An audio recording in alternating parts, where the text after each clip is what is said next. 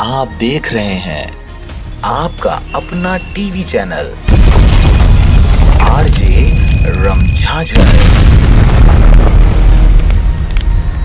जज्बात के रंग, भरोसा के संग। खबर है रायपुर जिले का, जहां पर मुख्यमंत्री का अचूक निशाना पिट्ठुल में आजमाया हाथ। मुख्यमंत्री भूपेश बघेल आज सुकमा के कुमाररास स्थित स्वामी आत्मानंद उत्कृष्ट अंग्रेजी माध्यम स्कूल के लोकार्पण के दौरान वहां परंपरागत खेल पिट्ठू खेल रहे बच्चों को देखकर खुद को रोक नहीं सके और बच्चों के हाथों से गेंद लेकर पिट्ठुल खेलने लगे। मुख्यमंत्री ने अपनी अचूक निशानेबाजी का जौहर दिखाते हुए एकदम सटीक निशाना साधा। बच्चों ने अपने हाथों से बनाई मुख्यमंत्री की पेंटिंग उन्हें भेंट की। मुख्यमंत्री बघेल ने स्वामी आत्मानंद अंग्रेजी माध्यम स्कूल के लोकार्पण के बाद विद्यालय परिसर का अवलोकन किया और वहां विद्यार्थियों द्वारा बनाई गई सुंदर कलाकृतियां भी देखी।